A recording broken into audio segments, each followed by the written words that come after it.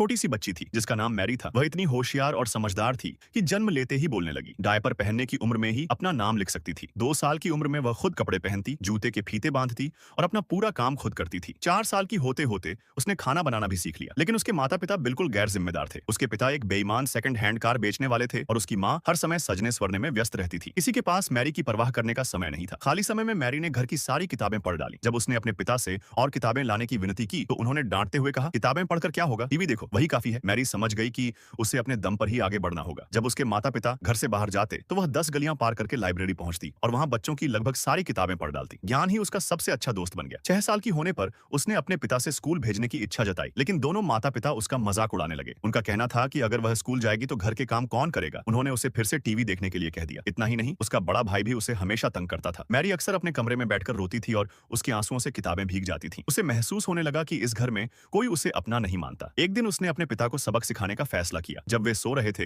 तो उसने उनके हेयर जेल की जगह ब्लीच भर दिया। अगले दिन उनके बालों का रंग पूरी तरह बिगड़ गया। फिर उसने उनकी टोपी में गोंद लगा दिया। रेस्तरां में टोपी उनके सिर से चिपक गई। बहुत कोशिशों के बाद भी टोपी नहीं निकली और आखिरकार कैंची से काटनी पड़ी। उनके सिर का हाल उबले हुए अंडे जैसा हो गया। घर लौटकर पिता ने देखा कि मैरी फिर किताब पढ़ रही है। गुस्से में उन्होंने उसकी किताब छीनकर फाड़ दी और जबरदस्ती टीवी देखने को कहा। तभी अचानक टीवी फट गया। उसी पल मैरी की रहस्यमयी टेलीकिनेटिक मन की शक्ति से वस्तुओं को नियंत्रित करने वाली शक्ति जाग गई। कुछ समय बाद मैरी स्कूल पहुंची। वहां का प्रधानाचार्य बहुत कठोर और क्रूर था। वह बच्चों को छोटी छोटी बातों पर सजा देता था। एक बार एक मोटे लड़के से गलती हो गई तो उसे एक बहुत बड़ा चॉकलेट केक अकेले खाने की सजा दी गई। जब वह हार मानने लगा तो मैरी ने उसका हौसला बढ़ाया। बाकी बच्चे भी उसका उत्साह बढ़ाने लगे। आखिरकार उसने पूरा केक खत्म कर दिया और सभी बच्चे खुशी से झूम उठे, जबकि प्रधानाचार्य गुस्से से भर गया।